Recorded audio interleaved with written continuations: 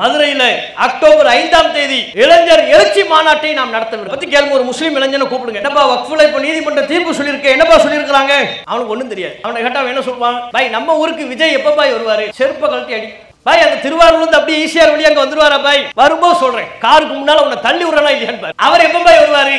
அவன் வந்தா வக்ஃபு சொத்து உனக்கு மீண்டு வந்துருமா? அவனை பார்த்துட்டு அதுக்கப்புறம் என்ன பார்த்துட்டு செத்துட்டனே வைப்போம். மலக்கு உனக்கு என்ன? எப்ப விஜய் பார்த்துட்டியா? பார்த்தாச்சு, போப்பா நீ சொர்க்கத்துக்கு போயிடலாம்ப்பா. அதுக்கப்புறம் ஒரு கொஸ்டினே கிடையாது. மலக்கு சொல்லிட போறாரா? வீதிகளில் இறங்கி ஜனநாயக பூர்வமான போராட்டங்களை முன்னெடுக்காமல் வக்ஃப் விவகாரத்தில் நம்முடைய உரிமையை நாம் மீண்டும் பெற முடியாது, நிலைநாட்ட முடியாது. அதை புரிந்து கொள்ளணும். தமிழகம் முழுக்க ஜனநாயக பூர்வமான போராட்டங்கள் ஒவ்வொரு அமைப்புகளாலும் ஒவ்வொரு ஜமாத்தார்களாலும் முன்னெடுக்கப்பட வேண்டும். ஜனநாயக பூர்வமான போராட்டங்கள் இல்லை என்றால் வக்ஃப் விவகாரத்தில் நாம் வெல்ல முடியாது.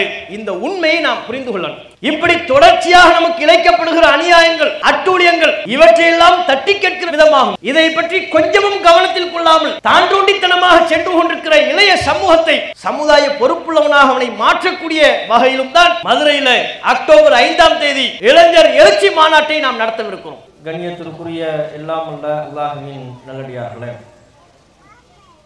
எல்லாம் அல்ல அல்லாஹ்வின் மகத்தான கிருபையினால் இங்கு நடைபெற்றுக் கொண்டிருக்கிற பொதுக்கூட்ட நிகழ்ச்சியில ஆண்கள் பெண்கள் என பெருந்திரளாக பேரார்வத்தோடு நாம் பங்கெடுத்துள்ளோம். இந்த தருணத்தில் வக்ஃபு சட்ட திருத்தம் என்கிற பெயரில் முஸ்லிம் சமூகத்திற்கு இழைக்கப்பட்டிருக்கிற வரலாற்று அநீதியை முஸ்லிம் சமூக மக்களுக்கு தெளிவுபடுத்த வேண்டும் என்கிற நோக்கத்தில் சமீபத்தில் உச்சநீதிமன்றம் வழங்கியிருக்கின்ற தீர்ப்புகளின் பாதகமான அம்சங்களை உங்களுக்கு மத்தியிலே தெளிவுபடுத்த விரும்புகிறோம். கடந்த வருடம் வக்ஃபு சட்ட திருத்த மசோதா என்று மத்தியில் ஆளுகிற பிஜேபி அரசாங்கம் பாராளுமன்றத்தில் முன்வைத்தார்கள். அதில் பல்வேறு வாத பிரதிவாதங்கள் நடைபெற்று இந்தியாவெங்கிலும் மத்திய அரசின் சார்பாக நியமிக்கப்பட்ட ஒரு குழு மக்களின் கருத்துக்களை கேட்டு அறிவதற்காக பயணப்பட்டது. அதிலும் கூட ஏராளமான இஸ்லாமிய அமைப்புகள், ஜனநாயக ரீதியிலான அமைப்புகள், ஏனைய நிறுவனங்கள் என்று ஒருமித்த வகையில் இந்த சட்ட திருத்தம் என்பது முஸ்லிம்களின் அடிப்படை உரிமைகளை பறிக்கின்றது, அரசமைப்பு சட்டம் முஸ்லிம்களுக்கு வழங்கியிருக்கின்ற மத சுதந்திரத்தில் பாஜக அரசு கொண்டு வருகிற இந்த வக்ஃபு புதிய சட்டம் தலையிடுகிறது என்ற கருத்துக்களையே சொல்லி வந்தார்கள். ஆனால் அந்த கருத்துக்களை எல்லாம் கவனத்தில் கொள்ளாமல் புறந்தள்ளி சட்டத்தை இயற்றியே தீர வேண்டும், வக்ஃபு சொத்துக்களை அபகரித்தே ஆக வேண்டும் என்பதில் மோடி அரசாங்கத்திற்கு ஒரு மிகப்பெரிய தீவிரமான ஆர்வம் அவர்களுக்கு இருந்தது. இந்த வருடத்தினுடைய ஏப்ரல் மாதத்திலே குடியரசுத் தலைவரின் ஒப்புதல் பெற்று வக்ஃபு சட்ட திருத்த மசோதா என்பது சட்ட அங்கீகாரத்தை பெற்றது. நடைமுறைக்கு வரும் வகையிலான சட்ட வடிவத்தை அது பெற்றது. ஏப்ரல்ல அது சட்ட வடிவம் பெற்றதற்கு பிறகு அந்த காலகட்டத்திலேயே உச்சநீதிமன்றத்தில் பல நூறு வழக்குகள் வக்ஃபு சட்டத்தில் சொல்லப்பட்டிருக்கிற 1995 பழைய வக்ஃபு சட்டத்தில் உள்ள பல்வேறு ஷரத்துகளை நீக்கி 2025 இப்போது சேர்க்கப்பட்டிருக்கிற பழையதில் நீக்கப்பட்டிருக்கிற பல்வேறு அம்சங்கள் சிறுபான்மை சமூகமான முஸ்லிம் மக்களினுடைய கலாச்சாரத்தை அழிக்க முற்படுகிறது, அவர்களின் வழிபாட்டு தலங்களை நிர்வகிக்கக்கூடிய உரிமையை அவர்களிடமிருந்து பறிக்கின்றது. ஆகவே இந்த ஒட்டுமொத்த சட்டத்தையும் ரத்து செய்ய வேண்டும் என்கிற நோக்கத்திலே உச்சநீதிமன்றத்தில் பல நூறு வழக்குகள் திமுகவின் தரப்பில் வழக்கு தொடுக்கப்பட்டது, காங்கிரசின் தரப்பில் வழக்கு தொடுக்கப்பட்டது, கம்யூனிஸ்ட் கட்சிகளின் சார்பில் வழக்கு தொடுக்கப்பட்டது. புதிதாக தோற்றுவிக்கப்பட்ட பல அமைப்புகளும் இந்த வழக்கில் தங்களை ஒரு வாதியாக சேர்த்துக் கொண்டார்கள். பல மாதங்கள் அந்த வழக்கு நடைபெற்று வருகிறது. ஆரம்பத்தில் உச்சநீதிமன்ற தலைமை நீதிபதி அவர்கள் துவக்க விசாரணையின் போது இந்த வழக்கை விசாரிக்கின்ற தருணத்தில் அவர்கள் எழுப்பிய பல்வேறு கேள்விகள் இந்தியாவெங்கிலும் உள்ள முஸ்லிம் சமூகத்திற்கு ஒரு மிகப்பெரிய நம்பிக்கை அளித்தது. இப்படியெல்லாம் கிடுக்குப்பிடி கேள்விகளை கேட்கிறார்கள். மத்திய அரசாங்கத்தை விடாது அவர்களை துரத்தி அடிக்கும் வண்ணம் பல்வேறு எதிர்கேள்விகளை உச்சநீதிமன்ற தலைமை நீதிபதி எழுப்புகிறார். ஆகவே இந்த விவகாரத்தில் இந்திய முஸ்லிம்களுக்கு ஒரு மிகப்பெரிய தீர்வு ஏற்பட்டுவிடும், புதிதாக இயற்றப்பட்டிருக்கிற வக்ஃபு சட்டம் முற்றும் முழுவதுமாக நீக்கம் செய்யப்பட்டுவிடும் என்று நம்பினார்கள். நீங்கள் ஒரு விஷயத்தை புரிந்து கொள்ள வேண்டும். மத்தியில் பிஜேபி ஆட்சி கட்டிலில் அமர்ந்து துவக்கம் காலம் தொட்டு இப்போது வரையிலையும் அவர்கள் மக்களை பற்றி சிந்திப்பதில்லை, விவசாயிகளை பற்றி சிந்திப்பதில்லை, வேலைவாய்ப்பு இல்லாமல் அல்லாடி கொண்டிருக்கிற இளைஞர்களை பற்றி கவலை கொள்வதில்லை, விலைவாசி உயர்வை பற்றி, விண்ணை முட்டும் விலைவாசி உயர்வு, அதை பற்றி அவர்களுக்கு கவலை இல்லை. ஏன் இப்போது கூட அமெரிக்கா விதித்திருக்கிற 50% வரி விதிப்பின் காரணத்தினால் இந்தியாவில் எத்துணை வியாபாரிகள் பாதிக்கப்படுவார்கள், அதற்கு என்ன தீர்வு, அதை பற்றியும் அவர்கள் யோசிப்பதில்லை.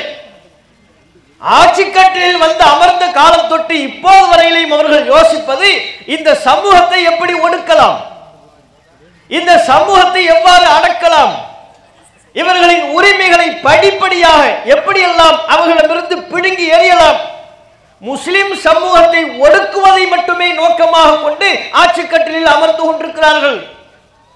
அவர்கள் கொண்டு வந்த அத்தனை சட்டங்களும் அதற்கு சாட்சி. விவசாயிகளின் வாழ்வாதாரத்தை மேம்படுத்தும் வகையில் ஒரு சட்டத்தை கொண்டு வந்தார்களா?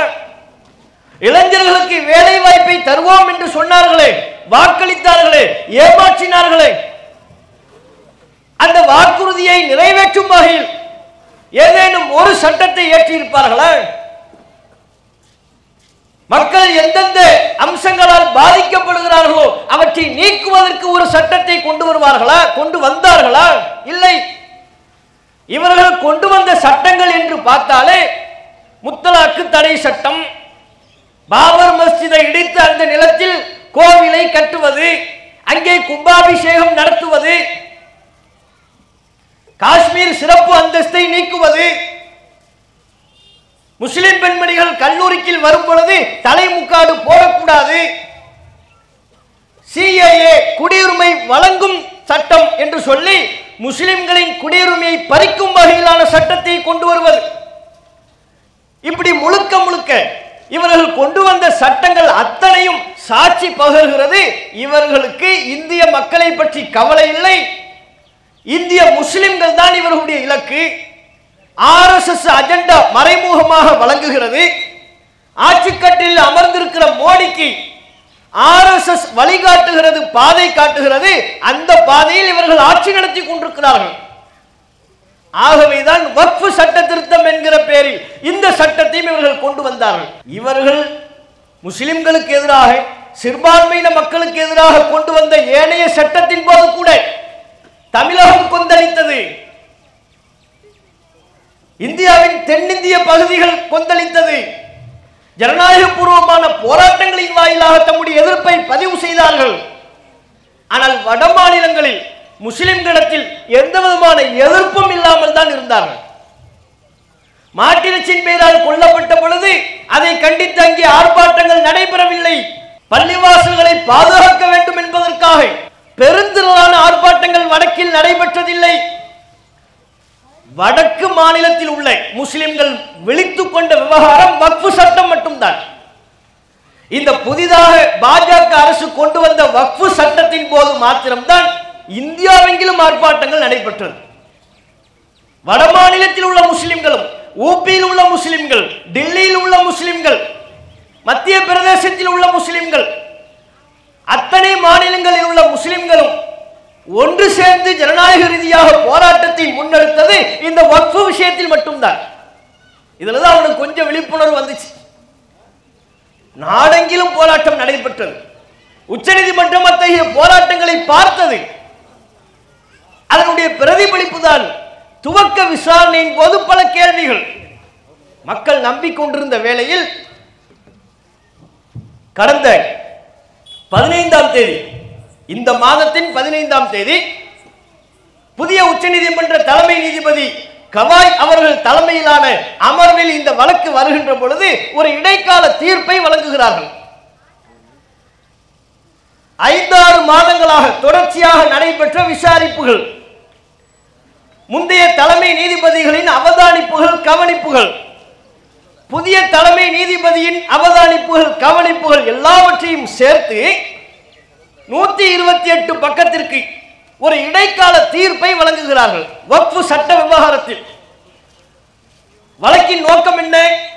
இந்த சட்டம் செல்லாது. வழக்கு தொடுத்தவர்களின் நோக்கம் என்ன? இந்த சட்டத்தை அடியோடு நீதிமன்றம் ரத்து செய்ய வேண்டும். இந்திய முஸ்லிம்களின் எதிர்பார்ப்பு என்ன? எங்களுக்கென்று அரசமைப்பு சட்டம் எங்களுக்கு பல்வேறு சுதந்திரங்களை வழங்கியிருக்கிறது. அத்தனை சுதந்திரத்திலும் மத்திய பாஜக அரசு கொண்டு வந்த இந்த புதிய சட்டம் தலையிடுகிறது, எங்களின் அடிப்படை உரிமைகளை பறிக்கின்றது. ஆகவே உச்சநீதிமன்றம் இந்த சட்டத்தை தூக்கி கடாசி நீதியை நிலைநாட்ட வேண்டும் என்று இந்திய முஸ்லிம்கள் எதிர்பார்த்தார்கள். ஆனால் வழக்கம் போல பாபர் மஸ்ஜித் விவகாரத்தில் நாம் எப்படி ஏமாற்றப்பட்டோமோ, ஏனைய முஸ்லிம்கள் பாதிக்கப்படுகிற விவகாரத்தில் எப்படி நாம் வஞ்சிக்கப்பட்டோமோ, அதற்கு சற்றும் குறைவில்லாத வகையிலே இந்த விஷயத்திலும் நீதிமன்றத்தின் கருத்துக்களால் இந்திய முஸ்லிம்கள் வஞ்சிக்கப்பட்டிருக்கிறார்கள். அதுதான் உண்மை. இன்னொன்றையும் நீங்கள் புரிந்து கொள்ளுங்கள். கடந்த 15ஆம் தேதி உச்சநீதிமன்றம் தம்முடைய இடைக்கால தீர்ப்பை வழங்கிய பொழுது திமுக அதன் தலைவர் தமிழகத்தின் முதல்வர் மு.க. ஸ்டாலின் அந்த தீர்ப்பை வரவேற்று கருத்துக்களை பதிவிடுகிறார். சூப்பர் தீர்ப்பு, ஜனநாயகம் வென்றுவிட்டது. திமுகவின் தரப்பிலிருந்து அறிக்கை, காங்கிரசின் தரப்பிலிருந்து அறிக்கை, தீர்ப்பை வரவேற்று, கம்யூனிஸ்டுகளின் சார்பிலிருந்து அறிக்கை, தீர்ப்பை வரவேற்று, அத்தனை கட்சிகளும் தமிழகத்தில் இந்த வக்ஃப் விவகாரத்தில் உச்சநீதிமன்றம் வரை சென்று வழக்காடிய கட்சிகளும் கூட, முஸ்லிம்களின் பக்கம் நின்று நியாயத்தின் குரலை எழுப்பிய கட்சிகளும் கூட இந்த தீர்ப்பை வரவேற்று கருத்துக்களை தெரிவிக்கிறார்கள். ஆஹா ஓஹோ என்று புகழ்கிறார்கள். சரி, அப்படி புகழும் வண்ணம் அந்த தீர்ப்பில் அப்படி என்ன இருக்கின்றது என்று பார்த்தால் நமக்கு ஏமாற்றம் தான் மிஞ்சுகிறது. இத்துணை தலைவர்களும் வரவேற்கும் வகையில் உச்சநீதிமன்றம் வழங்கிய இடைக்கால தீர்ப்பில் எதுவும் இல்லை. 44 திருத்தங்கள் செய்யப்பட்டிருக்கிறது. 44 திருத்தம். உச்சநீதிமன்றம் வழங்கியிருக்கிற இடைக்கால தீர்ப்புல ஒரே ஒரு விஷயத்திற்கு மட்டும்தான் தடை.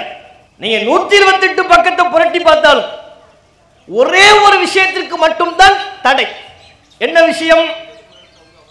புதிதாக கொண்டு வரப்பட்ட வக்ஃப் சட்டத்துல சொல்றாங்க, ஒரு லேண்ட், ஒரு வக்ஃப் லேண்ட், அந்த வக்ஃப் லேண்ட்ல ஒரு பிரச்சனை வருகிறது. இது அரசாங்கத்திற்கு சொந்தமானதா அல்லது வக்ஃபிற்கு சொந்தமானதா என்று பிரச்சனை வருமையானால், ஒரு டிஸ்பியூட் ஏற்படுமையானால், பழைய சட்டத்தில் என்ன 1995 அப்போதைய வக்ஃப் சட்டத்தின்படி டிஸ்பியூட் இருந்தா வக்ஃப் தீர்ப்பாயம் அங்க போகணும். தீர்ப்பாயம் வழங்குகிற தீர்ப்பில் அதிருப்தி இருக்குமையானால் அதற்கு அடுத்த தரத்தில் உள்ள நீதிமன்றத்திற்கு செல்ல வேண்டும். அங்குள்ள நீதிமன்றம் வழங்கக்கூடிய தீர்ப்பில் அதிருப்தி இருக்குமையானால் உயர் நீதிமன்றம் செல்லணும். உயர் நீதிமன்றம் வழங்கக்கூடிய தீர்ப்பில் அதிருப்தி இருந்தால் உச்ச நீதிமன்றம் போகணும். தீர்ப்பாயம், மாவட்ட நீதிமன்றங்கள், உயர் நீதிமன்றம், உச்ச நீதிமன்றம், இப்படித்தான் பழைய சட்டம். புதுசா கொண்டு வந்த இந்த 2025 இந்த வக்ஃப் சட்டத்தில் எப்படி ஆக்கிட்டாங்க? ஒரு லேண்ட்ல வக்ஃபுக்கும் அரசாங்கத்திற்கும் பிரச்சனை ஏற்பட்டா அதன் இறுதி முடிவை மாவட்ட ஆட்சியர் முடிவெடுப்பார். முடிஞ்சு போச்சு. அது யாருக்குரியதுங்கிறது யாரும் சொல்வாரா? தீர்ப்பாயத்துக்கு வேலை இல்லை, மாவட்ட நீதிமன்ற நீதிபதிகளுக்கு வேலை இல்லை, உயர் நீதிமன்றத்திற்கும் வேலை இல்லை, உச்ச நீதிமன்றத்திற்கும் வேலை இல்லை. மாவட்ட ஆட்சியரை தீர்ப்பு சொல்லிடுவார். மாவட்ட ஆட்சியர் என்ன சொல்வார்? வட மாநிலங்கள்ல மாவட்ட ஆட்சியர்கள் என்னங்க சொல்லிக்கிட்டு இருக்கிறாங்க? அவர்கள் நியமிக்கக்கூடிய மாவட்ட ஆட்சியர்கள் என்ன தீர்ப்பை வழங்குவார்கள் என்பது நமக்கு தெரியாத, கணிக்க முடியாத. அப்ப அதிகாரத்தை மாவட்ட ஆட்சியருக்கு கொடுக்கிறாங்க. மாவட்ட ஆட்சியர் என்ன சொல்றாரோ அதுதான், முடிஞ்சு போச்சு அப்படிங்கிறாங்க. ஊபியில அந்த மொட்டையின் சார்பா நியமிக்கப்பட்ட யோகி ஆதித்யநாத் மொட்டை இருக்கிறார்ல, அவர் சார்பா நியமிக்கப்பட்ட மாவட்ட ஆட்சியர் என்ன சொல்வாரு? இது வக்ஃபுக்குரியது, உங்களுக்குரியதுதான் சொல்லிடுவாரா? பிஜேபி ஆளக்கூடிய மாநிலங்கள்ல அந்த ஆட்சியாளர்களால் நியமிக்கப்பட்ட மாவட்ட ஆட்சியர்கள் என்ன தீர்ப்பை வழங்குவார்கள்? காங்கிரஸ் ஆட்சி காலத்தில் இருந்த பொழுதே பல்வேறு மாவட்ட ஆட்சியர்கள் RSS சிந்தனை கொண்டவர்களாக இருந்தார்கள். அவர்களால் தான் வழிபாட்டு நடைபெற்றுக் கொண்டிருந்த பாபர் மஸ்ஜித் வழிபாடு நிறுத்தப்பட்டது. அத்தகைய சிந்தனை கொண்ட மாவட்ட ஆட்சியாளர்களால் தொழுகை நடைபெற்றுக் கொண்டிருந்த பள்ளிவாசல் இழுத்து மூடப்பட்டது. அத்தகைய மாவட்ட ஆட்சியர்களின் முன்னிலையில் தான் பள்ளிவாசல் இடித்து தரைமட்டமாக்கப்பட்டது. அவன் நமக்கு வக்ஃப் நிலத்தை தூக்கி தந்துருவானா? இப்படி ஒரு அநியாயமான அபாண்டமான சட்ட திருத்தம் புதிய வக்ஃப் சட்டத்தில் இருந்தது. இப்போ உச்சநீதிமன்றம் வழங்கியிருக்கிற இடைக்கால தீர்ப்பில் மாவட்ட ஆட்சியருக்கு அந்த அதிகாரம் இல்லை. இது ஒன்னதான் தடுத்திருக்கிறார். அதெல்லாம் இல்ல, மாவட்ட ஆட்சியர்லாம் சொல்லக்கூடாது. அப்ப நாங்க எதுக்கு இருக்கிறோம் அப்படிங்கிற நீங்க சொல்லிடுவீங்கன்னா அப்ப நாங்க எதுக்கு இருக்கிறோம்? மாவட்ட ஆட்சியர்லாம் இந்த லேண்ட் விஷயத்தில் முடிவெடுக்க கூடாது. அவங்க அரசாங்கத்தின் பிரதிநிதி. மாவட்ட ஆட்சியர் என்பது ஒரு நிலம் அரசாங்கத்திற்குரியதா வக்ஃபுக்குரியதா என்று பிரச்சனை வரும் பொழுது அரசாங்கத்தின் சார்பில் நியமிக்கப்பட்ட அரசாங்க அதிகாரியே தீர்ப்பு சொல்லிடுவாரா? அது சரியில்லையே. ஆகவே அதனை நீங்கள் தீர்ப்பாயம் அந்த அதிகாரத்தை கேன்சல் பண்ணிட்டாங்க, ரத்து பண்ணிட்டாங்க. அப்ப அது ரத்து செய்யப்பட்டுச்சுன்னா என்ன அர்த்தம்? பழையபடிதான் தீர்ப்பாயத்துக்கு போகணும். தீர்ப்பாயம் சொல்லுகிற தீர்ப்பை ஏற்றுக்கொள்ளவில்லை என்றால் மாவட்ட நீதிமன்றம் அல்லது உயர் நீதிமன்றம், உச்ச நீதிமன்றம், நீதிமன்றத்தின் கட்டுப்பாட்டில் வந்துடும். இந்த ஒண்ணுதான் இடைக்கால தீர்ப்பில் தடை செய்யப்பட்ட ஒரு அம்சம். இந்த தடை கூட உச்ச நீதிமன்றம் சொல்லுகின்ற பொழுது இடைக்கால தடை என்றுதான் சொல்லியிருக்கிறாங்க. இடைக்கால தடை, நிரந்தரமான தடை அல்ல, நீடித்த தடை அல்ல, இடைக்கால தடை. இந்த ஒண்ணுக்கு மட்டும்தாங்க தடை. நம்ம எதிர்பார்த்தது என்ன? இந்த 44 இந்த ஒண்ணை மட்டும் அழிக்கிறதா? 44 கோடு போட்டாங்க. 44 கோடு போட்டு நம்மளை எவ்வளவு அடிக்கணுமோ அவ்வளவு அடிக்கிறான். நம்மிடமிருந்து வக்ஃபு சொத்துக்களை எப்படியெல்லாம் கொள்ளைப்புற வழியாக பிடுங்க வேண்டுமோ அத்தனை வழிமுறைகளையும் உள்ளே புகுந்து பிடுங்குறான். நாம நீதிமன்றத்துக்கு போற, ஐயா என் வீட்டில் 44 ஓட்டையை போட்டு என் சொத்துக்களை எல்லாம் திருடுறான், என் பொருட்களை எல்லாம் அபகரிக்கிறான்னு சொன்னா நீதிமன்றம் 44 வாசல்களையும் அடைக்க வேண்டும், திருடர்களை தூக்கி உள்ளே போட்டிருக்க வேண்டும். இது அப்பட்டமான திருட்டு என்கிற தீர்ப்பை வழங்கியிருக்க வேண்டும். அப்படி நம்ம எதிர்பார்த்து போனா 44 ஓட்டையில இந்த ஒரு ஓட்டை தப்புன்னு ஒரு ஓட்டையை மட்டும் அடிக்கிறாரு. அந்த ஒரு ஓட்டையை நிரந்தரமா அடிக்கல, சும்மா மண் அள்ளி அடிச்சு வச்சிருக்கிற, தற்காலிகமா இப்படி பண்ணிக்குவோம். மிச்சமுள்ள 43 ஓட்டை இருக்கு, அது வழியா என்னுடைய சொத்துக்கள் களவு போகிறது. அதை பற்றி உச்ச நீதிமன்றத்தின் கருத்து என்ன, பார்வை என்ன? அதை தடுக்கல. ஆரம்பத்திலேயே சொல்லிவிட்டார்கள். உச்ச நீதிமன்ற இடைக்கால தீர்ப்பை வழங்குகிற துவக்கத்திலேயே சொல்லிவிட்டார்கள், இந்த சட்டத்தை முழுவதுமாக நீக்கக்கூடிய நோக்கம் எங்களுக்கு இல்லை. அப்படின்னா என்ன? முழுவதுமா நீக்க முடியாது. நாம சொல்றோம் வக்ஃப் சட்டத்தை டோட்டலா க்ளோஸ் பண்ணுங்க. உச்ச நீதிமன்றம் சொல்கிறது முழுவதுமாக இதனை நீக்க முடியாது. ஆரம்பத்திலேயே தெளிவாக தம்முடைய தீர்ப்பை வழங்கிவிட்டார்கள், முழுவதுமா நீக்க முடியாது. அதனால ஒவ்வொரு அம்சமா தான் பேச முடியும். அப்படி ஒவ்வொரு அம்சம் 6 மாத காலம் வழக்கு நடந்திருக்குங்க. 6 மாத காலமா இருதரப்பு வாத பிரதிவாதங்களை கேட்டு நீதிபதி அடைச்சிருக்கிற ஒரே வாசல் என்ன? கலெக்டருக்கு அதிகாரம்ங்கிறது தப்பு, இந்த ஒன்றை மட்டும்தான் தடை. மிச்சமுள்ள விஷயங்கள் அது எல்லாமே நமக்கு பாதகம். உச்சநீதிமன்ற தலைமை நீதிபதி அவர்கள் இந்த தீர்ப்பில் இன்னொரு விஷயத்தை மென்ஷன் பண்றார். புதிதாக கொண்டு வரப்பட்ட சட்டத்தில், வக்ஃபு சட்டத்தின்படி ஒரு முஸ்லிம் வக்ஃபுக்கு தம்முடைய சொத்தை தானமாக வழங்குறதா இருந்தால் அவர் 5 வருஷம் இஸ்லாத்தில் இருந்திருக்க வேண்டும். 5 வருஷம் இஸ்லாத்தை பிராக்டிஸ் பண்ற, நடைமுறைப்படுத்துகிற முஸ்லிமா இருக்கணும் என்பது புதிதாக கொண்டு வந்திருக்கிற சட்டம். இதை நம்ம அப்பவே கேட்டோம், விமர்சனம் பண்ணோம். இந்த சட்டம் எவ்வளவு பாரபட்சமானது, எவ்வளவு அநியாயமானது. ஒரு முஸ்லிம் வக்ஃபுக்கு தம்முடைய சொத்தை கொடுக்கிறார்னா அவர் 5 வருஷமா இஸ்லாத்தில் இருக்கணும், முஸ்லிமா இருக்கணும், இஸ்லாத்தை பின்பற்றுகிற முஸ்லிமா இருக்கணும்னு நிபந்தனை போடுறீங்களே, இது கூறுகட்டத்தனமா இருக்கே. இது எப்படி நீங்க கண்டுபிடிப்பீங்க அப்படின்னு நம்ம கேட்டோம். எப்ப 5 வருஷம் ஒரு முஸ்லிமா இல்லையான்னு, இஸ்லாத்தை பின்பற்றுகிற முஸ்லிமா அப்படின்னு பார்ப்பாங்க. எப்படிப்பா பார்ப்பேன்? அவன் நோன்பு வைக்கிறானா இல்லையான்னு பாப்பியா? அவன் தொழுகிறானா இல்லையான்னு பாப்பியா? கவர்மெண்ட்டுக்கு இதுவா வேலை? அது எப்படி நீங்க பார்ப்பீங்க? இது பாரபட்சமானது அப்படின்னு கேட்டோம். இப்போ உச்சநீதிமன்ற தலைமை நீதிபதி இந்த அமர்வில் 15ஆம் தேதி வழங்கப்பட்ட இடைக்கால தீர்ப்புல அதுக்கும் இடைக்கால தடை அப்படிங்கிறார். நல்லா கவனிக்கணும்.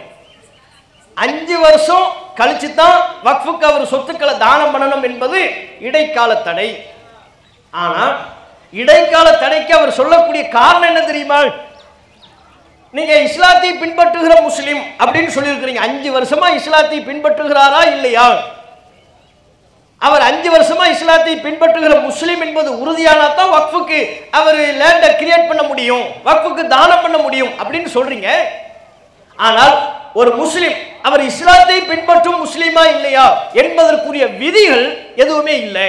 ஆகவே மாநில அரசு, உச்சநீதிமன்ற நீதிபதி சொல்கிறார், மாநில அரசு ஒரு முஸ்லிம் இஸ்லாத்தை பின்பற்றுகிற முஸ்லிம் என்பதற்குரிய நிபந்தனைகளை வகுத்ததற்கு பிறகு இது அமுலாகும்.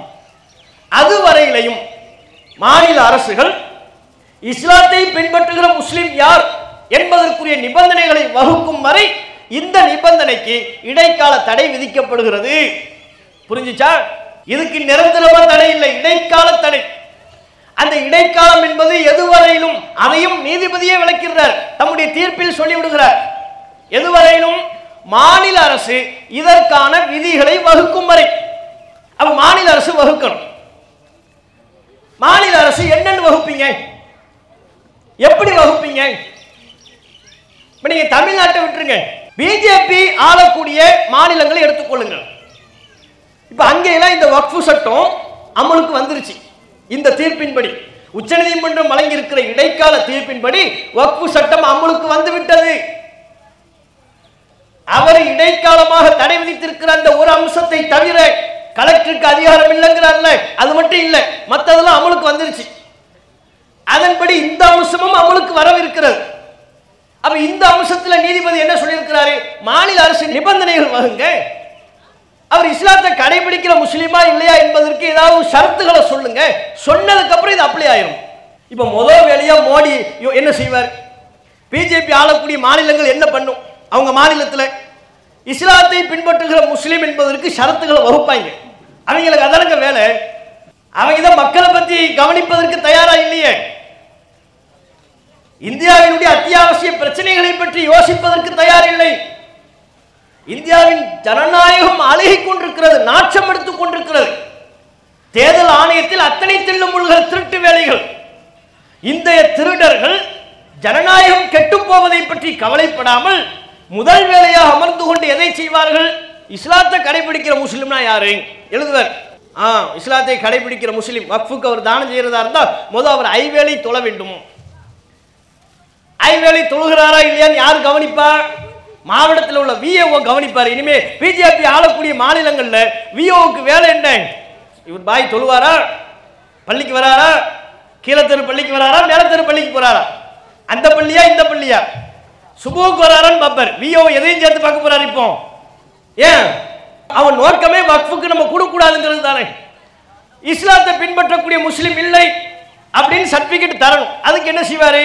நீங்க கொண்டு போய் அவர் விஓட்ட போய் கேட்கணும். ஏன்னா அவர் தான் சர்டிபிகேட் தரணும். இவர் இஸ்லாத்தை பின்பற்ற முஸ்லீம் இல்லையா, சுபுகே தொழ மாட்டாரு. இவர் எப்படி முஸ்லீம் ஆவாரு? ஆகவே இவர் வக்ஃபுக்கு லேண்டை கொடுக்க கூடாது.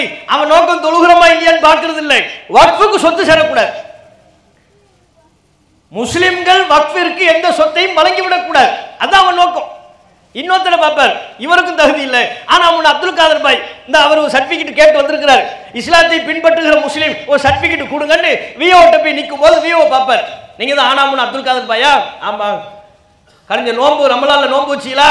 இல்ல வைக்கல, உங்களுக்கு கிடையாது, போங்க. ஏன் நோன்பு வைக்கணும்ல? நோன்பு ஒரு முஸ்லிமின் அடையாளம் இல்லையா? உங்களுக்கு கிடையாது. அடுத்து இன்னொருத்தர் வருவார், இவருக்கு சர்டிபிகேட் கேட்கிறாரு, நீங்க வாங்க, ஹஜ்ஜுக்கு போனீங்களா? ஹஜ்ஜுக்கு போல, உங்களுக்கு இல்லை. அப்ப இனிமே விஓக்கு என்ன வேலை? அவர் தொழுகிறாரா, இவர் நோன்பு வைக்கிறாரா, அவர் ஹஜ்ஜுக்கு போனாரா, இதுவாப்பா உங்களுக்கு வேலை. சரி, அவங்க சொன்னாங்க, சரி உச்சநீதிமன்றம் இந்த நிபந்தனை எப்படி ஏற்றுக்கொள்கிறது?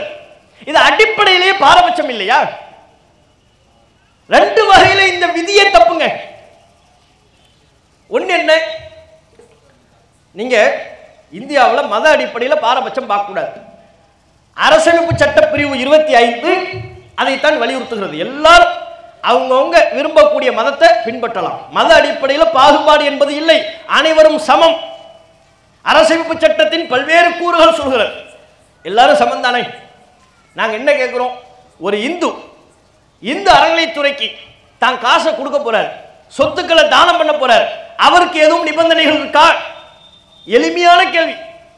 ஒரு இந்த அறநிலைத்துறைக்கு ஒரு கோவில் அமைய வேண்டும் என்பதற்காக, கோவிலின் நன்மைக்காக தம்முடைய சொத்துக்களை இந்த அறநிலைத்துறைக்கு எழுதி கொடுப்பதாக இருந்தால் அவருக்கு எதுவும் நிபந்தனைகள் இருக்கிறதா?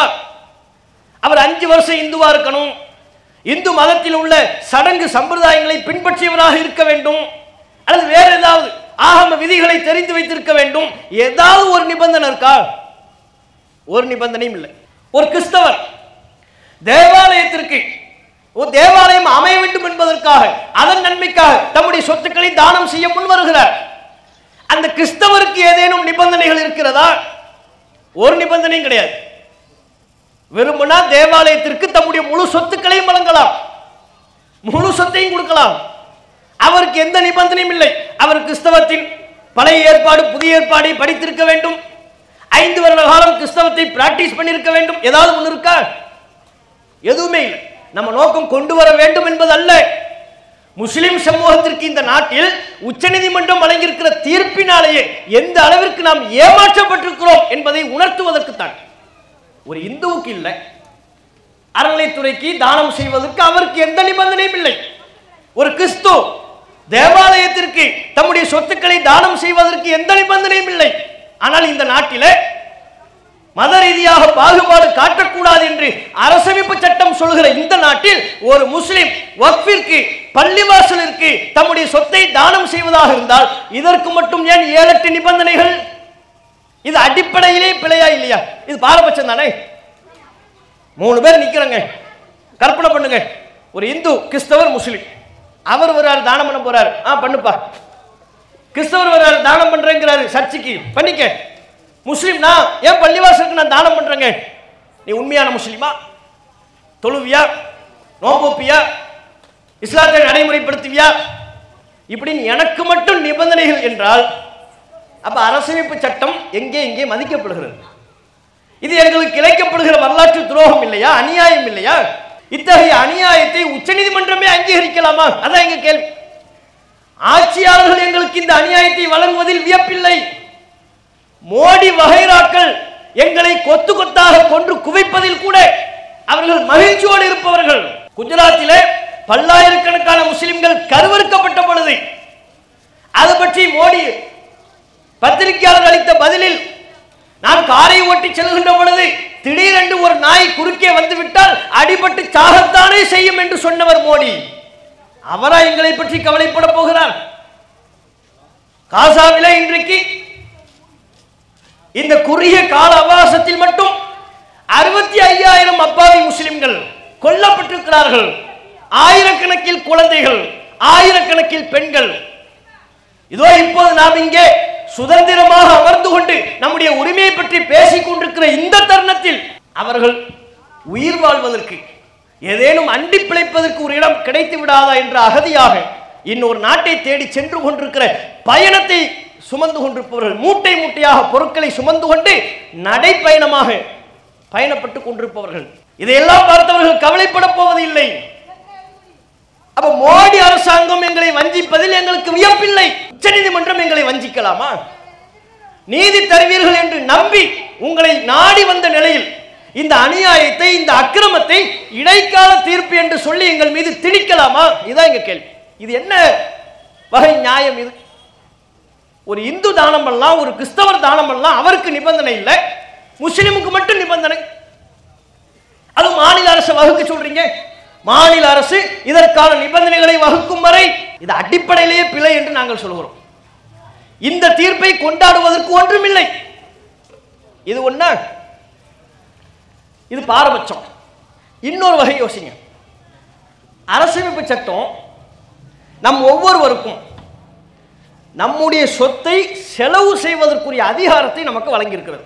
உங்க கையில் காசு பணம் இருக்கு, என் கையில் காசு பணம் இருக்கு. அந்த பொருளாதாரத்தை நான் எப்படி செலவு செய்ய வேண்டும், அதற்கு அரசமைப்பு சட்டம் எனக்கு எதுவும் நிபந்தனைகளை வகுக்கிறதா, விதிக்கிறதா அப்படின்னு பார்த்தா, நம்ம இஸ்லாமிய மார்க்கத்தில் பல ஒழுங்குமுறைகள் இருக்கும். ஹராமான காரியத்தில் செலவு பண்ணக்கூடாது, வீண் விரயம் பண்ணக்கூடாது என்று இஸ்லாமிய மார்க்கத்தில் பல ஒழுங்குமுறைகள். அதை பத்தி இப்ப நம்ம பேசல. அரசமைப்பு சட்டம் ஒவ்வொரு தனி மனிதருக்கும் அவர்தம் பொருளாதாரத்தை செலவிடக்கூடிய உரிமையை அவருக்கு வழங்குது. நீங்க உங்க காசை என்ன வேணாலும் பண்ணலாம், அந்த உரிமை உங்களுக்கு இருக்கு. உங்க பொருளாதாரத்தை நீங்கள் என்ன வேண்டுமானாலும் செய்யலாம். உங்ககிட்ட 1 லட்சம் ரூபாய் பணம் இருக்கு. அந்த 1 லட்சம் ரூபாயை ரோட்ல போற பிச்சைக்காரனுக்கு கொடுத்துட்டீங்க. உதாரணமா யாசம் கேட்கிறாருல, எல்லாரும் 50 100 போடுற இடத்துல நீங்க 1 லட்சம் ரூபாயும் கொடுத்துட்டீங்க. கொடுக்க உங்களுக்கு உரிமை இருக்கா இல்லையா? நீதிமன்றம் செல்லாதுன்னு சொல்ல முடியுமா? உச்ச நீதிமன்றம் வரையிலையும் போய் உங்க பிள்ளையே போறார், உங்க குடும்பத்தில் உள்ள சொந்தக்காரங்க போறாங்க, 1 லட்சம் ரூபாய் தூக்கி பிச்சைக்கார தட்டுல போட்டாரு, இது செல்லாதுன்னு சொல்லுங்க அப்படின்னா சொல்ல மாட்டாங்க. ஏன்? அவருடைய பொருளாதாரத்தை அவருக்கு செலவு செய்கிற உரிமை இருக்கிறது. இதான் உச்ச நீதிமன்றத்தின் பார்வை. காரணம், அரசமைப்பு சட்டம் அதைத்தான் சொல்கிறது. உங்க காசு பணத்தை நீங்க என்ன வேணாலும் பண்ணலாம், உங்களுக்கு உரிமை இருக்கு. கிழிச்சா கூட ஒண்ணும் சொல்ல முடியாதுங்க, எனக்கு இந்த பொருளாதாரம் வேண்டாம் அப்படின்னு சொன்னா கூட தடுப்பதற்கு முகாந்திரம் இல்லை.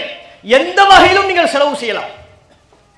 இப்படி இருக்கும் பொழுது இப்ப நான் வக்ஃபுக்கு செலவு பண்ணும்போது மட்டும் அரசு இந்த புதிய சட்டம் எனக்கு குறுக்க வருது, நான் எப்படினாலும் செலவு பண்ணலாம்.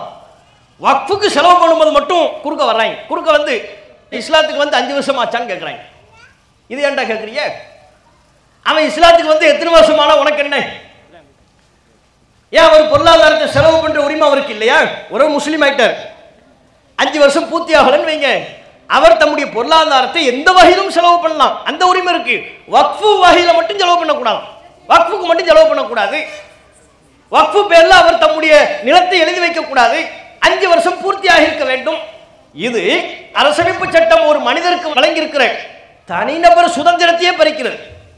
அது ஏன் இந்த சட்டம்?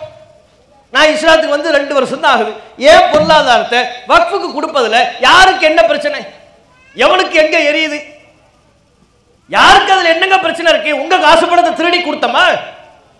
என் பணத்தை தான் நான் கொடுக்கிறேன். அப்ப இல்ல நீ 5 வருஷம் ஆயிருக்கணும்னு சொல்வதற்கு இவர்கள் யார்? இது பாரபட்சம் இல்லையா? 2 வகையில் இது தவறாக இருக்கிறது.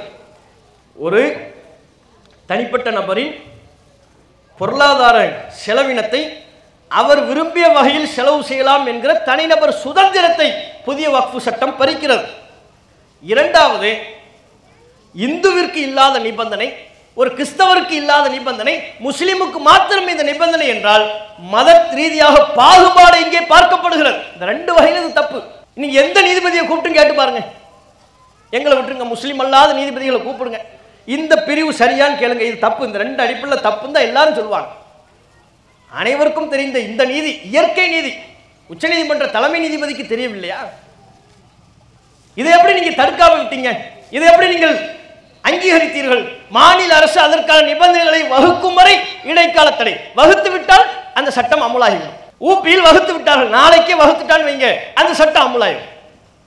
பிஜேபி ஆளக்கூடிய ஏனைய மாநிலங்கள்ல இன்னென்ன விஷயங்களை கடைபிடிப்பவர் தான் முஸ்லிம் அப்படின்னு நிபந்தனைகளை வகுத்து விட்டால் செல்லுபடியாகும். அடுத்து, உச்சநீதிமன்றம் வழங்கியிருக்கிற இந்த இடைக்கால தீர்ப்பில் நாம பார்க்கக்கூடிய மிக மிக மோசமான ஆபத்து மிக மிக மோசமான நம்முடைய உரிமை பறிப்பு என்பது நம்முடைய சொத்தை நிர்வகிப்பதில் முஸ்லிம் அல்லாத பிற மக்களை உள்ளே நுழைக்கிறார்கள். புதுசா உள்ள வக்ஃபு சட்ட திருத்தத்தில், வக்ஃபு சட்டம் முன்னால அது சட்ட திருத்தமா இருந்துச்சு, இப்பதான் சட்ட வடிவமாகி விட்டது அல்லவா. சட்டத்தில் என்ன சொன்னாங்க? மாநிலத்தில் உள்ள வக்ஃபு வாரியம், மாநிலத்தில் உள்ள வக்ஃபு வாரியத்தில் 11 பேர், அந்த 11 பேர்ல 7 முஸ்லிம் அல்லாதவர்கள் இருக்கலாம் அப்படின்னாங்க. 11 பேர் மாநிலத்தில் உள்ள வக்ஃபு வாரிய உறுப்பினர்கள். வக்ஃபு வாரிய உறுப்பினர்கள் 11 பேர்ல 7 பேர் வரையிலையும் முஸ்லிம் அல்லாதவர்கள் இருக்கலாம் அப்படின்னு புதுசா உள்ள சட்டத்தில் சொன்னாங்க. அப்ப 95 படி என்ன? பழைய சட்டம். பழைய சட்டம் நம்ம சொத்தை நாமளே நிர்வகிக்கிறது. வக்ஃபு வாரிய உறுப்பினர்கள் அனைவரும் 100 விழுக்காடு முஸ்லிம்கள் தான். வக்ஃபு வாரிய உறுப்பினர்கள், வக்ஃபு வாரிய சேர்மன், வக்ஃபு வாரியத்தை கண்காணிக்கின்ற CEO தலைமை நிர்வாக அதிகாரி அனைத்துமே முஸ்லிம்களாக இருக்க வேண்டும். 11னா 11 முஸ்லிமா இருக்கணும். 95 வக்ஃபு சட்டம். ஆனால் இப்போது 2025 இவங்க கொண்டு வந்திருக்கிற புதிய சட்டத்தில் 11ல 7 பேர் வரையிலே முஸ்லிம் அல்லாதவர்கள் இருக்கலாம் அப்படின்னாங்க. அப்ப முஸ்லிம் எவ்வளவு பேர் தான் இருக்கணும்? 7ன்னா இந்த பக்கம் எத்தனுங்க? 4 பேர். 7 பேர்ல 4 பேர் தான் முஸ்லிம். கம்பல்சரி 4 முஸ்லிம் இருக்கணும். 7 பேர் வரையிலே முஸ்லிம் அல்லாதவர்கள் இருக்கலாம். சரி, 7 பேர் முஸ்லிம் அல்லாதவர்கள் ஆகிவிட்டார்கள் புதிய சட்டத்தின்படி. இதனால் என்ன விளைவு வரும்? ஏதாவது ஒரு முடிவு எடுக்கிறதா இருந்தால் மெஜாரிட்டி தானே பார்ப்போம். நான் தலையா பூவாப்பா டாஸ் போட்டா முடிவு எடுப்பாங்க, கையை தூக்குங்க பாங்குவாங்க. மெஜாரிட்டி எத்தனை பேர் கையை தூக்குறாங்களோ அதுதான் முடிவு. இந்த பக்கம் முஸ்லீம் எத்தனை? 4. அந்த பக்கம் 4 முஸ்லீம் எவ்வளவு பேர்? 7. கையை தூக்குறாங்க. எது முடிவாகும்? முஸ்லிம் அல்லாதவர்கள் எதை சொல்கிறார்களோ அதுவே தீர்ப்பாகிவிடும். எதுல? வக்ஃபு வாரியத்தில். இந்த அநியாயம் நடைபெற வேண்டும் என்பதற்காகவே மாநிலங்களில் உள்ள வக்ஃபு வாரியத்தில் 7 பேர் வரையிலையும் முஸ்லிம் அல்லாதவர்கள் இருக்கலாம். மத்தியில் உள்ள வக்ஃபு கவுன்சில்ல 22 பேர், 22ல 11, 22ல 11 பேர் வரையிலையும் முஸ்லிம் அல்லாதவர்கள் இருக்கலாம். பாதிக்கு பாதி. அந்த பக்கம் 11 பேர் முஸ்லிம் அல்லாதவர்கள். அப்ப மிச்சம் 11 மத்தியில், மிச்சம் 11ல எல்லாம் இவங்க ஆட்களா இருப்பாங்க. அந்த 11 முஸ்லிம்கள்ல எவனாவது ஒருத்தன் இந்த வேலூர் ஷைத்தான் மாதிரி உள்ள வந்துட்டான்னு வைங்க. வேலூர்ல ஒரு ஷைத்தான் சுத்துதுல, அந்த ஷைத்தான் மாதிரியோ இன்னும் வேற முஸ்லிம்களே சில ஷைத்தான்கள் இருக்கிறாங்க. அவங்களுக்கு வேலை என்ன? உலகம்ல ஒட்டுமொத்த முஸ்லிம் உலகமும் ஒரு பாதையில் போய்கிட்டு இருக்கும், அவன் மட்டும் தனியா போவான். குளத்துல நோக்கி போவான், ஆத்த நோக்கி போவான். நாம வீட்டை நோக்கி போனா அவன் ஆத்த நோக்கி போவான். சரி, கூப்பிட்டு பார்ப்போம். இல்லைன்னா என்ன செய்யறது? நம்ம கூப்பிடுறது அவனுக்கு கேட்கல, விழுந்து சாகு. வேற என்ன பண்றது? இந்த மாதிரி ஷைத்தான்கள் இந்த 11 முஸ்லிம்கள்ல ஒருத்தன் அமைந்து விட்டால் கூட மத்திய வக்ஃபு கவுன்சில்ல முடிவெடுக்கிற மெஜாரிட்டி முஸ்லிம் அல்லாதவர்கள் தரப்பில் வந்து விடுகிறது. இந்த பாதகம் ஏற்பட வேண்டும் என்கிற தீய நோக்கத்தில் தான் இந்த திருத்தத்தையே கொண்டு வந்தார்கள். இதை முற்று முழுவதுமாக இந்தியாவில் உள்ள அத்தனை முஸ்லிம்களும் அத்தனை ஜனநாயக பூர்வமான கட்சிகளும் இது தப்பு. அரசமைப்பு சட்டப்பிரிவு 26, அரசமைப்பு சட்டப்பிரிவு 30 சிறுபான்மை சமுதாய மக்கள் தங்களுக்கென்று தனியாக சொத்துக்களை நிர்வகிக்கிற உரிமை அவர்களுக்கு இருக்கிறது. இந்த நாட்டில் உள்ள எல்லா சிறுபான்மை அமைப்புக்கும், அவன் எந்த மதத்தை சார்ந்தவனாக இருந்தாலும் சரி, ஒவ்வொரு மதத்தை சார்ந்தவர்களுக்கும் அவன் மதத்தை பின்பற்றுவதற்கு எப்படி உரிமை இருக்கும், நான் முஸ்லீமா இருக்கிறதுக்கு எனக்கு எப்படி உரிமை இருக்கும், ஒரு இந்து அவர் இந்துவாக இருப்பதற்கு என்ன உரிமை இருக்கோ, அதே போல என் சொத்தை நானே நிர்வகிப்பதற்கும் அவர் சொத்தை அவரே நிர்வகிப்பதற்கும் அரசியலமைப்பு சட்டம் உரிமை வழங்குகிறது நாட்டில் உள்ள அனைவருக்கும். ஒரு இந்துவின் சொத்துக்களை நான் தான் நிர்வாகம் பண்ணுவேன் முஸ்லீம் சொல்ல முடியாது. ஒரு கிறிஸ்துவின் சொத்தை நான் தான் நிர்வாகம் பண்ணுவேன் ஒரு முஸ்லீம் சொல்ல இயலாது. அதுபோல் ஒரு முஸ்லிமின் சொத்தை நாங்கள் தான் நிர்வாகம் செய்வோம் என்று முஸ்லிம் அல்லாதவர்கள் சொல்ல முடியாது. யாரும் கேட்கவும் இல்லைங்க. இவங்க கொண்டு வந்திருக்கிற இந்த திருத்தத்தை யாராவது முஸ்லீம் அல்லாத எந்த மக்களாவது கேட்டாங்களா? அவனுக்கே 1008 பிரச்சனை. அவன் கேஸ் விலை கூடிக்கிட்டு இருக்குன்னு பார்ப்பானா? பள்ளிவாசல் முத்தவழி எங்களை போடுங்கன்னு எவனாவது கேட்டானா? வக்ஃபு பல்ல எங்களையும் சேர்த்துக்குங்கன்னு எந்த ராமசாமியாவது கேட்டானா? அவனுக்கு 1008 பிரச்சனை இருக்கு. அவன் பிரச்சனையை பார்த்துக்கிட்டு இருக்கிறான். இவங்க தேவையில்லாம பிஜேபி கவர்மெண்ட் மோடி அரசாங்கம் இல்ல வக்ஃபு சொத்துல முஸ்லிம் அல்லாதவர்கள் 7 பேர் வரையிலையும் மாநிலத்தில் வரலாம், மத்தியில் 11 பேர் வரையிலையும் வரலாம். இப்படி ஒரு சட்டத்தை திருத்தத்தை கொண்டு வந்தார்கள். இப்பதான் என்ன நம்ம கேட்கிறோம் பாருங்க. இதுல தான் உச்சநீதிமன்றத்தின் இரட்டை நிலை அம்பலமாகிறது. இது இரட்டை நிலை என்று தான் சொல்ல வேண்டும். ஆரம்பத்தில் ஏப்ரல் மே விசாரணை துவங்கிய காலகட்டத்தின் தொடக்கத்தில் உச்சநீதிமன்றம் தான் கேள்வி எழுப்பியது, ஏங்க வக்ஃப் வாரியத்தில் போய் முஸ்லீம் அல்லாதவர்களை போடுறீங்க, இந்த அறநிலைத்துறையை முஸ்லீம்களை நீங்க கொடுப்பீங்களா அப்படின்னு கேட்டாங்க. யார் கேட்டா? நம்ம கேட்கல, உச்சநீதிமன்ற தலைமை நீதிபதி, அப்போதைய தலைமை நீதிபதி கேள்வி எழுப்பினார். இந்த அறநிலைத்துறையில் முஸ்லிம்களை சேர்ப்பீர்களா கேள்வி எழுப்பினார். மத்திய சொலிசிட்டர் துஷார் மேத்தா பூசி முழுகினார். அப்போதைய தலைமை நீதிபதி மிக தெளிவாக கேட்டார், பூசி முழுகாம டைரக்டா பதில் சொல்லுங்கன்னு கேட்டார். டைரக்டா பதில் சொல்லுங்க, இந்த அறநிலைத்துறையில் முஸ்லிம்களை சேர்ப்பீர்களா, திருப்பதி தேவஸ்தானத்தில் முஸ்லிம்களை சேர்ப்பீர்களா? இந்த இரண்டு கேள்வியும் அப்போதைய உச்சநீதிமன்ற தலைமை நீதிபதி எழுப்பிய கேள்வி. இது ஏப்ரல் மேல. அப்படியே இந்த பக்கம் வாங்க, இப்போ இந்த 15ஆம் தேதி இப்போது வழங்கப்பட்டிருக்கிற இடைக்கால தீர்ப்புல என்ன தெரியுமா சொல்லப்பட்டிருக்கு? அப்பவே அப்படி கேள்வி கேட்டா நம்ம என்னங்க நினைப்போம்? தூள் கிளப்புறாரியா, அடிச்சு தட்டுறார், இந்த அறநிலையத்துறையில முஸ்லிம்களை சேர்ப்பீங்களான்னு கேட்கிறார். அப்ப நம்ம உணர்வை அப்படியே பிரதிபலிக்கிறாரியா, இப்படிதான் நம்ம நினைப்போம். ஒவ்வொரு காலத்திலும் இப்படி நினைச்சு தான் ஏமாந்து போறோம். பாபர் மஸ்ஜிதுக்கு சொன்னாங்கல்ல தீர்ப்பு, அதே மாதிரி அதே பேட்டர்ன். ஹம்து செலவாத்துலாம் நல்லா தான் இருக்கும், இன்னல் ஹம்துல்லான்னு சொல்லும் போது அருமையா இருக்கும். இதெல்லாம் முஸ்லிம்களுக்கு தான் இதில் உரிமை அதிகம்.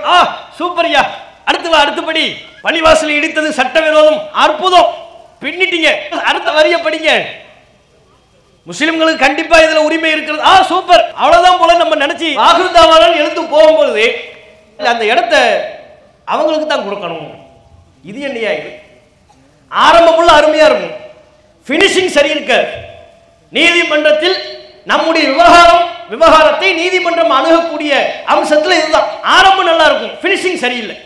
இதுலயே அதேதான். ஆரம்பத்தில் அப்படி கேட்டாங்கல்ல, இந்த அறநிலைத்துறையில முஸ்லிம்களை சேர்ப்பீங்களா, திருப்பதி தேவஸ்தானத்தில் முஸ்லிம்களை சேர்ப்பீங்களான்னு கேட்ட உச்சநீதிமன்றம் இப்போது சொல்கிறது 11 பேரா? 11 பேர்லாம் வேண்டாம், ஒரு 3 பேரை போட்டுக்கோங்க. எப்படி? வக்ஃபு வாரியத்தில், மாநிலத்தில் உள்ள வக்ஃபு வாரியத்தில் 11 நபர்களை சேர்க்க அனுமதி இல்லை, அதிகபட்சம் 3 முஸ்லிம் அல்லாதவர்களை சேர்க்கலாம். 3 பேரை சேர்த்துக்கங்க, 11 ஓவர். அது ஒரு மத்தியில் இந்த பக்கம் 7, மாநிலத்தில் 7 பேர்ல, மாநிலத்தில் உள்ள வக்ஃப் வாரியத்தில் 7 வேண்டாம், 7க்கு பதிலாக 3 பேரை சேர்த்துக்கங்க. மத்தியில் 11 வேண்டாம், அந்த பக்கம் 11க்கு பதிலாக 4 பேரை சேர்த்துக்கங்க. அப்ப மாநிலத்தில் உள்ள வக்ஃப் வாரியத்தில் 3 முஸ்லிம் அல்லாத உறுப்பினர்கள் இருப்பதற்குரிய அங்கீகாரத்தை உச்சநீதிமன்றம் வழங்கிவிட்டது. மத்தியில் உள்ள வக்ஃபு கவுன்சில்ல 4 முஸ்லிம் அல்லாத உறுப்பினர்கள் உள்ளே இருப்பதற்கு உண்டான அங்கீகாரத்தை உச்சநீதிமன்றம் வழங்கிவிட்டது. இது நமக்கு சரியா? இது நியாயமா? இந்த தீர்ப்பு வரவேற்கப்பட வேண்டிய தீர்ப்பா? எங்க சொத்தை நாங்க நிர்வாகம் பண்ற உரிமை இல்லையா? சொல்லுங்க, அதை சொல்லுங்க. எங்களுக்கு புரியல, ஒண்ணுமே புரியல. வக்ஃபு சொத்து நாங்க திருடிய சொத்து இல்ல, எங்க முன்னோர்கள் உழைச்சி சம்பாதித்து பாடுபட்டு சேர்த்த சொத்து. சிறுக பல நூற்றாண்டு காலமாக சேர்த்த சொத்து தான் வக்ஃபு சொத்து.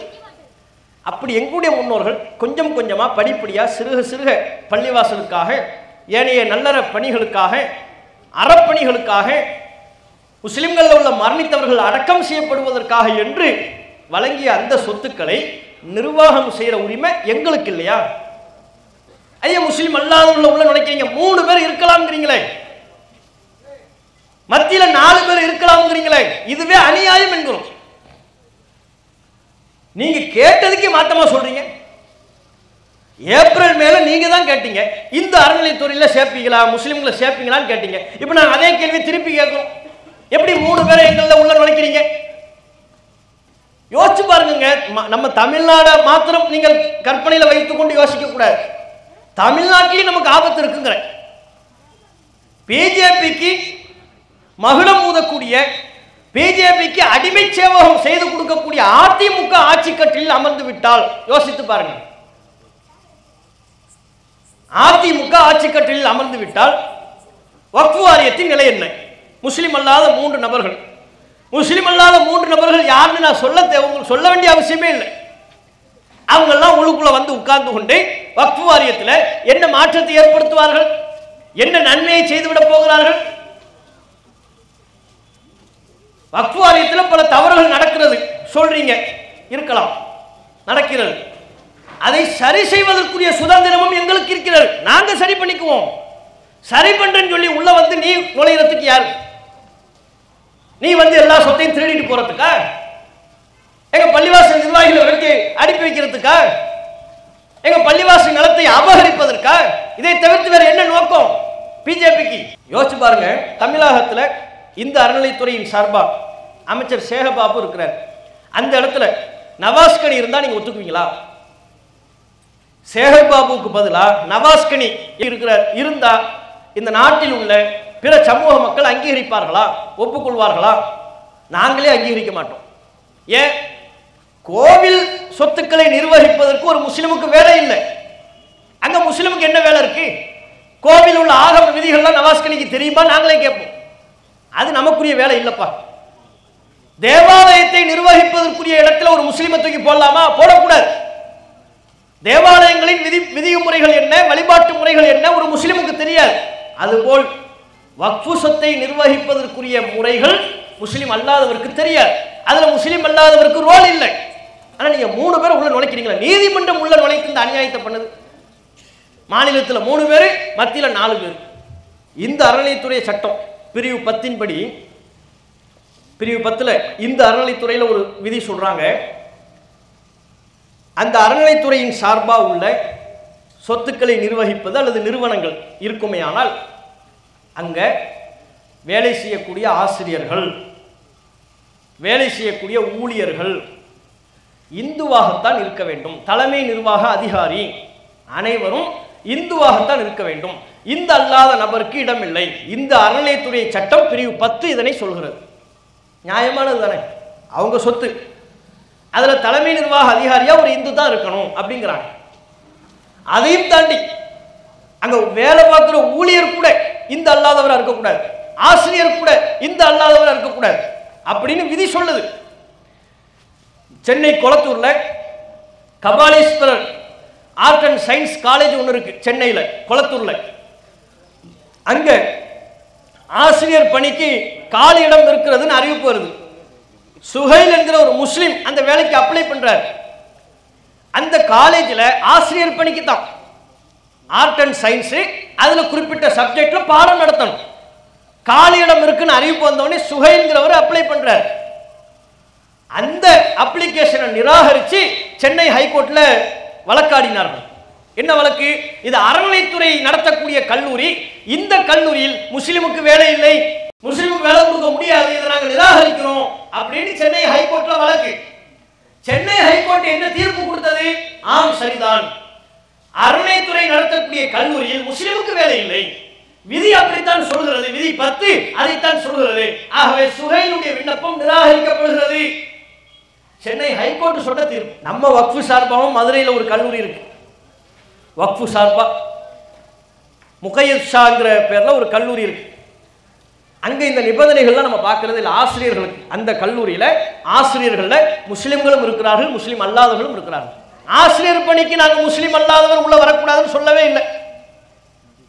ஆனா இந்த அறநிலைத்துறையில் அப்படி ஒரு சட்டமே இருக்கிறது. இருக்கலாம், அவங்க சொத்து, அது வேறு. நாங்க கேட்கறது என்ன? இந்த அறநிலைத்துறை நடத்தும் கல்லூரியில ஆசிரியராக வேலை செய்வதற்கே முஸ்லிமுக்கு தகுதி இல்லை, இடமில்லை என்று நீங்கள் நிராகரிப்பீர்களே, ஆனால் அந்த உரிமை குறிப்பிட்ட ஒரு சமூகத்துக்கு இருக்கும் என்றால் எங்கள் வக்ஃபு சொத்தை நாங்கள் நிர்வகிக்கிற உரிமை எங்களுக்கு இல்லையா? இது அநியாயம் இல்லையா? இந்த தீர்ப்பை எப்படி நாங்க வரவேற்கிறது? இது எப்படி மு.க. ஸ்டாலின் வரவேற்றான்னு ஆச்சரியமா இருக்கு. இது எப்படி நீங்க வரவேற்கிறீங்க? காங்கிரஸ் இதை வரவேற்குது, கம்யூனிஸ்ட் வரவேற்கிறாங்க. இதுல வரவேற்கிறதுக்கு அப்படி என்ன இருக்கு? இது அல்லாம நீங்க பாருங்க, இதே உச்சநீதிமன்றம் வழங்கிய இந்த செப்டம்பர் 15 சொன்ன இடைக்கால தீர்ப்புல இன்னொரு விஷயத்தையும் சொல்றாங்க. தலைமை நிர்வாக அதிகாரியா, சிஇஓ தலைமை நிர்வாக அதிகாரியா முஸ்லிம் தான் இருக்கணும் என்பது பழைய சட்டம், 95 சட்டம். 2025 அதை மாத்துறாங்க. உச்சநீதிமன்றம் அதை பற்றி கருத்து சொல்கிறது. எப்படி தெரியுமா சொல்லுது? அவர் தலையை மத்திய அரசினுடைய தலையை தடவர மாதிரி வருடி கொடுத்து சொல்றாங்க. எப்படி சொல்றாங்க? அந்த சிஇஓ மேட்டர் இருக்குல்ல, பாசிபிள் இருந்தா, வாய்ப்பு இருந்தா முஸ்லீமை போடுங்க, வாய்ப்பு இருந்தா முஸ்லீமை போடுங்க, வாய்ப்பு இல்லைன்னா முஸ்லீம் அல்லாதவரும் வரலாம். ஏற்கனவே 3 உறுப்பினர் மாநிலத்தில், அதுபோக தலைமை நிர்வாக அதிகாரி சிஇஓ, வக்ஃபுல் லேண்ட்ல ஏதாவது டிஸ்பியூட் இருக்கு, ஒரு பிரச்சனை இருக்குன்னா முதல் கட்டமா நம்ம அவரை தான் போய் சந்திச்சாகணும். நம்ம பிரச்சனையை அவர்கிட்ட தான் போய் சொல்லி ஆகணும். நம்ம பிரச்சனை அவருக்கு தெரியணும், நம்ம வழி அவருக்கு புரியணும். வக்ஃபு விஷயத்தை பத்தி தெரிந்த ஒரு முஸ்லீமா இருந்தா தானே அவருக்கு தெரியும். தலைமை நிர்வாக அதிகாரி சிஇஓவாக முஸ்லிம் அல்லாதவரை உள்ளே நுழைப்பதற்கு, அந்த பதவியில் முஸ்லிமை அமர்த்துவதற்கு உச்சநீதிமன்றம் அங்கீகாரத்தை வழங்கி விட்டது, வருடி கொடுத்து. பாசிபிள் இருந்தா முஸ்லீமை போடுங்க, பாத்துக்குங்க. எப்படி சொல்லுது, பாத்துக்குங்க, உங்களுக்கு வாய்ப்பு இருந்தா முஸ்லீமை போடுங்க. அவன் வாய்ப்பு இருக்குன்னு சொல்ல போறேன். மோடி நமக்கு வாய்ப்பு இருக்குன்னு சொல்ல போறாரா? வாய்ப்பு இருக்கிறது, முஸ்லீமை போட்டு விடலாம், வாய்ப்பு இருக்கிறது சொல்லுவாங்களா? அவன் நம்மளை கொள்ளல வாய்ப்பை பார்த்துக்கிட்டு இருக்கிறான். அவன் எங்க நம்மள சிஇஓவாக்க? அப்ப வாய்ப்பு இருந்தால் முஸ்லிமை போடலாம் என்று உச்சநீதிமன்றம் சொல்லியிருப்பது எங்களுக்கு இழைக்கப்பட்ட மகத்தான அநீதி. அரசமைப்பு சட்டம் எங்களுக்கு வழங்கியிருக்கிற எங்கள் சொத்தை நாங்களே நிர்வகிக்கிற உரிமையை உச்சநீதிமன்றம் பிடுங்கி எறிந்து விட்டது. இப்படி சொல்வதை விட எங்களுக்கு வேறு வழி தெரியவில்லை, வேறு வார்த்தைகள் எங்களுக்கு தெரியல. இதுதான் பேசப்பட்ட விஷயங்கள்.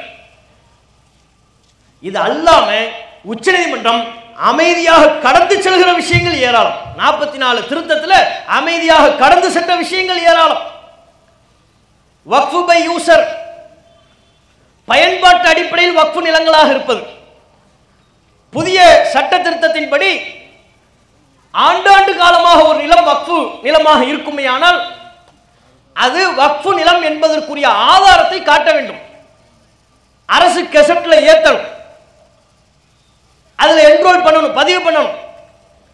அது வக்ஃபு நிலம் என்பதற்குரிய ஆதாரத்தை அரசாங்கம் சொல்லுகிற தேதிக்குள் பதிவு செய்யாவிட்டால் அந்த நிலம் அரசு சொத்தாக மாறிவிடும். புதிய வக்ஃபு சட்டம். வக்ஃபு பை யூசர்னா புரியுதா? 500 வருஷத்துக்கு முன்னால நம்ம முன்னோர்கள் இந்த நிலத்தை வக்ஃபுன்னு சொல்லியிருப்பாங்க. 500 வருஷத்துக்கு முன்னால் எழுதியா வச்சிருப்பாங்க, இன்னாரின் மகனும் இன்னாரின் பேரனும் ஆகிய இவர். இந்த பத்திரிகையில் போடுவாங்களே, தீன் குல செல்வர் இவர் இந்த நிலத்தை, இந்த வலப்பக்கத்தில் உள்ள இந்த இடம், இடப்பக்கத்தில் உள்ள இந்த இடம், தென்னந்தோப்பு அந்த இடம், இவ்வளவு ஏக்கர் உள்ள நிலத்தை இந்த பள்ளிவாசலுக்காக வேண்டி வக்ஃபு செய்கிறார். 500 வருஷத்துக்கு முன்னால் எழுதியா இருப்பாங்க. சரி, எழுதியே கொடுத்திருந்தாலும் அந்த ஆவணம் பள்ளிவாசல பாதுகாப்பா இருக்குமா? சொல்லுங்க. ஒரு வரலாற்று ஆய்வாளர் கேரளாவில் உள்ள பகுதியில் போய் இந்த சேரமான் பெருமாள் பள்ளிவாசல் சொல்லுவாங்கல்ல, அந்த பள்ளிவாசல ஏராளமான ஆவணங்கள் இருக்கிறது, மன்னர் சம்பந்தப்பட்ட ஆவணங்கள் இருக்கிறது தேடி போறார். பள்ளிவாசல் முத்தவழிகிட்ட தான் இருக்குங்கிறாங்க. அவர் முத்தவழிகிட்ட போய் கேட்கிறார், அது எங்க இருக்குன்னு தெரியலன்ட்டார். அந்த ஆவணம்லாம் எங்க இருக்குன்னு தெரியல. அப்ப அதை பற்றி அவர் எழுதுகிறார், நான் இந்த ஆவணங்களை பெற்றே தீர வேண்டும் என்பதற்காக வேண்டி கேரளாவுக்கு போனேன், முத்தவழிகிட்ட போய் கேட்கிறேன், முத்தவழி அசால்ட்டா சொல்றாரு அந்த ஆவணங்கள்லாம் எங்க இருக்குன்னு தெரியலங்கிறாரு. நம்முடைய வரலாற்றை நாம் பாதுகாக்காவிட்டால் என்ன செய்வது என்று வேதனையோடு தம்முடைய கருத்தை தெரிவிக்கிறார். இங்கே நாம் குறிப்பிட விரும்புவது 500 வருஷத்துக்கு முன்னால வக்ஃபுக்காக வேண்டி கொடுக்கப்பட்ட நிலங்களுக்கு உண்டான ஆவணம் எப்படி இருக்கும், எப்படி எழுதி கொடுத்திருப்பாங்க. சாகும்போது சொல்லியிருப்பார், அந்த வீடு இருக்கு, அந்த நிலம் இருக்கிறது, பள்ளிவாசலுக்கு எடுத்துக்கங்கன்னு சொல்லிட்டு மௌத்தா போயிடுவார். அது வக்ஃபாயிரும். இஸ்லாமிய ஷரியத்தின்படி வாய் மூலம் சொல்லிவிட்டாலும் வக்ஃபு. ஆனா கவர்மெண்ட் இல்ல இல்ல எழுத்துமான ஆதாரத்தை தா, இல்லாவிட்டால் அது வக்ஃபு அல்ல, நாங்கள் எடுத்துக்கொள்வோம். இதோ வக்ஃபு பை யூசர், பயன்பாட்டு அடிப்படையில் எந்தெந்த நிலங்கள் வக்ஃபுகளாக இருக்கிறதோ அவற்றுக்குரிய ஆதாரங்களை தராவிட்டால் அவை வக்ஃபே அல்ல. புதிய சட்டம். இந்த சட்டத்தின்படி ஊப்பியில எத்தனை பள்ளிவாசல பறிக்கலாம் தெரியுமா? ஏன்? அந்த பள்ளிவாசல் நம்முடையது அல்ல என்கிற பார்வையில் அல்ல, நம்முடையதுதான். அதற்குரிய ஆவணங்கள் இருக்காது. இது பள்ளிவாசலுக்கு மட்டும் இல்லைங்க, கோவிலுக்கே இருக்காதுங்க. ராமநாதபுரத்தில் உள்ள பழங்கால கோவில்களுக்கு போவோம், தஞ்சையில் உள்ள பழங்கால கோவில்களுக்கு போவோம். கோவில் சொத்து நிலம் எவ்வளவு இடம் இருக்கிறதுன்னு கேட்போம். அதுக்குரிய ஆவணம் இருக்குமா? சவால் விட்டு சொல்கிறோம், ஆவணங்கள் இல்லாத ஏராளமான கோவில் சொத்துக்கள் தமிழகத்தில் உண்டு. ஆவணங்கள் இல்லாத ஏராளமான தேவாலயங்களின் சொத்துக்கள் இந்தியாவில் இருக்கிறது. தமிழ்நாட்டில் மட்டுமல்ல, இந்தியாவிலே இருக்கு. அதெல்லாம் பயன்பாடு, அதுக்காக அது கோவில் அல்ல என்று பொருள் அல்ல. அவங்க முன்னோர்கள் ஒரு காலத்தில் அந்த நிலத்தை கோவில் குளத்துக்குன்னு எழுதி கொடுத்துருப்பாங்க, வாய் மூலமா சொல்லியிருப்பாங்க. பயன்பாட்டின் அடிப்படையில் அது கோவிலா இருக்கும். அதே மாதிரி தான் பள்ளிவாசல். இப்ப கவர்மெண்ட் கோவில்களை விட்டுறாங்க, தேவாலயங்களை விட்டுறாங்க, பள்ளிவாசலை மட்டும் குறி வச்சு பேப்பர் தான். பேப்பர் தரலையா, இது வக்ஃபு சொத்து இல்லை, இடத்தை காலி பண்ணுங்கிறாங்க. இது அநியாயம் என்கிறோம். இந்த அநியாயத்தை பற்றி உச்சநீதிமன்றம் தட்டி கேட்கவில்லை, ஒரு வார்த்தை கூட பேசவில்லை. அப்படி எப்படி இது நியாயத்தின்படி எழுதப்பட்ட தீர்ப்பாக, அரசியலமைப்பு சட்டத்தின்படி எழுதப்பட்ட தீர்ப்பாக பார்க்க இயலும்? இன்னும் இந்த தீர்ப்பில் பேசப்படாமல் மௌனமாக கடந்து செல்லக்கூடிய விஷயங்கள் ஏராளம். அவை அனைத்தையும் இந்த தருணத்தில் பதிவு செய்துவிட முடியாது. இங்கே விழிப்புணர்வு நம்மிடத்தில் வர வேண்டும். குறிப்பாக வக்ஃபு சொத்தை பயன்படுத்தி கொண்டிருக்கக்கூடிய பள்ளிவாசல் நிர்வாகிகளுக்கு விழிப்புணர்வு வரணும். இது ஏதோ தௌஹீத் ஜமாத் தொடர்புடைய அம்சம் மாத்திரமல்ல, குறிப்பிட்ட ஒரு அமைப்பு தொடர்புடைய விவகாரம் அல்ல, நம்முடைய உரிமை தொடர்புடையது. இந்த ஒரு விஷயத்தில் அரசாங்கம் சொல்லக்கூடிய அநியாயமான சட்ட திட்டத்திற்கு நாம் உடன்பட்டு விட்டால், பாபர் மஸ்ஜித் என்கிற ஒரு பள்ளிவாசல் இழந்ததற்கு இன்றைக்கு வரையிலையும் கண்ணீர் வடித்துக் கொண்டிருக்கிறோமே, இதை போல் பல நூறு பள்ளிவாசல்கள், ஏன் பல ஆயிரம் பள்ளிவாசல்களை இந்த சட்டத்தின் மூலமாக கொள்ளைப்புற வழியாக வந்து நம்மிடமிருந்து பிடுங்கி செல்வார்கள். நம்மை ஒடுக்க வேண்டும் என்பதுதான் அவர்களுடைய நோக்கம். அதற்கு நாம் இடமளிக்க கூடாது. உச்சநீதிமன்றம் தாம் வழங்கிய சட்டத்திற்கு புறம்பான கருத்துக்களை மீள்பார்வை செய்வதற்கு இன்னும் அவகாசம் இருக்கிறது. நவம்பர் டிசம்பர்ல தான் இறுதி தீர்ப்பு. நாம் இப்படி அமைதியாக கடந்து செல்வோம். ஆனால் உங்க வேலையை நீங்க பாக்குறீங்க, எங்க வேலையை நாங்க பார்க்கிறோம். பார்த்தோம்னா இது நமக்கு நியாயம் கிடைக்குமா? சொல்லுங்க. உச்சநீதிமன்றம் இது நமக்கு நியாயத்தை வழங்குமா? வீதிகளில் இறங்கி ஜனநாயக பூர்வமான போராட்டங்களை முன்னெடுக்காமல் வக்ஃபு விவகாரத்தில் நம்முடைய உரிமையை நாம் மீண்டும் பெற முடியாது, நிலைநாட்ட முடியாது. அதை புரிந்து கொள்ளணும். தமிழகம் முழுக்க ஜனநாயக பூர்வமான போராட்டங்கள் ஒவ்வொரு அமைப்புகளாலும் ஒவ்வொரு ஜமாத்தார்களாலும் முன்னெடுக்கப்பட வேண்டும். ஜனநாயக பூர்வமான போராட்டங்கள் இல்லை என்றால் வக்ஃபு விவகாரத்தில் நாம் வெல்ல முடியாது. இந்த உண்மையை நாம் புரிந்து கொள்ளணும். இப்படி தொடர்ச்சியாக நமக்கு இழைக்கப்படுகிற அநியாயங்கள், அட்டூழியங்கள், இவற்றையெல்லாம் தட்டி கேட்கிற விதமாகும். இதை பற்றி கொஞ்சமும் கவனத்தில் கொள்ளாமல் தாண்டோண்டித்தனமாக சென்று கொண்டிருக்கிற இளைய சமூகத்தை சமுதாய பொறுப்புள்ளவனாக அவனை மாற்றக்கூடிய வகையிலும் தான் மதுரையில் அக்டோபர் 5ஆம் தேதி இளைஞர் எழுச்சி மாநாட்டை நாம் நடத்தவிருக்கிறோம். இதை பத்தி கேளுங்க. ஒரு முஸ்லீம் இளைஞனை கூப்பிடுங்க. என்னப்பா வக்ஃபுல இப்போ நீதிமன்ற தீர்ப்பு சொல்லியிருக்கேன், என்னப்பா சொல்லியிருக்கிறாங்க? அவனுக்கு ஒன்றும் தெரியாது. அவனை கேட்டால் அவன் என்ன சொல்லுவான்? பாய் நம்ம ஊருக்கு விஜய் எப்போ பாய் வருவார்? செருப்பை கழட்டி அடி. பாய் அந்த திருவாரூர்லேருந்து அப்படியே ஈஸியாக வழி அங்கே வந்துருவாரா? பாய் வரும்போது சொல்கிறேன், காருக்கு முன்னால் உன்னை தள்ளி விடுறனா இல்லையான்னு பாரு. அவர் எப்போ பாய் வருவார்? அவன் வந்தா வக்ஃபு சொத்து உனக்கு மீண்டு வந்துருமா? அவனை பார்த்துட்டு அதுக்கப்புறம் என்ன? பார்த்துட்டு செத்துட்டேனே வைப்போம். மலைக்கு உனக்கு என்ன? எப்போ விஜய் பார்த்துட்டியா? பார்த்தாச்சு. போப்பா நீ சொர்க்கத்துக்கு போயிடலாம்ப்பா. அதுக்கப்புறம் அவனுக்கு கொஸ்டினே கிடையாது. மலைக்கு சொல்லிட போறாரா? இதுல நம்ம முஸ்லீம் பெண்மணிகள் வேற புர்கா போட்டுக்கிட்டு அதுக்கு மேல அவ கட்சியை துண்டை போட்டுக்கிட்டு எங்க தலைவர் எப்போ வருவார் நாங்க பார்த்துக்கிட்டு இருக்கிறோம். வந்தவனே என்னப்பா செய்ய போறோம்? வந்தவனே கட்டி பிடிச்சி முத்தம் கொடுப்போம். வெக்கங்கட்ட மூதே, உன் வீட்டில் ஆம்பளை எல்லாம் இருக்கிறாங்களா இல்லையான்னு கேட்க தோன்றுகிறது. வந்த கட்டி பிடிப்போங்கிறாங்க, முத்தம் கொடுப்போங்கிறாங்க. அப்ப என்ன மார்க்கத்தில் நீங்க இருக்கிறீங்க? என்ன கலாச்சாரத்தில் நீங்க இருக்கிறீங்க? புர்கா போடுறது மட்டும்தான் இஸ்லாம் நினைக்கிறீங்களா? பொய்யா சொல்ல அந்த வீடியோ இருக்கு பாருங்க. புர்கா போட்டா முஸ்லீம் ஆயிருவீங்களா? இஸ்லாத்தின் ஏனைய கூறுகளை பற்றி நீங்கள் கவனிப்பதில்லையா? நாங்கள் இந்த கட்சி அந்த கட்சி என்று பேசவில்லை. சமூகத்தை விட வேறு எந்த அரசியல் கட்சி தலைவரும் உனக்கு பெரிதாக இருக்கக்கூடாது. அது யாரா இருந்தாலும் சரி. எந்த அரசியல் கட்சி தலைவராலும் நாம் வஞ்சிக்கப்படுவோமே ஆனால் அதை நெஞ்சு நிமிர்ந்து சொல்லக்கூடிய துணை உனக்கு இருக்கணும். இதில் எங்களுக்கு இவர் அநியாயம் செய்துவிட்டார் சொல்லணும். அந்த உணர்வு, அந்த விழிப்புணர்வு உனக்கு வரணும். மார்க்க பற்று, நபிகள் நாயகம் காட்டி தந்த மறுமை சிந்தனை உனக்கு ஏற்படணும். அப்பதான் சமூகத்தை பத்தி நீ கவனிப்ப. சினிமா பின்னால போகாம, உலக மோகத்தின் பின்னால் செல்லாமல், பதவிகளை நோக்கி உன்னுடைய ஓட்டத்தை நீ வைத்துக் கொள்ளாமல், சமுதாய நன்மை என்கிற அந்த ஒரு இலக்கை நோக்கி, மறுமை வெற்றி என்கிற அந்த இலக்கை நோக்கி பயணிக்கக்கூடிய வகையில் இளைஞர்களின் பாதை மாறணும்.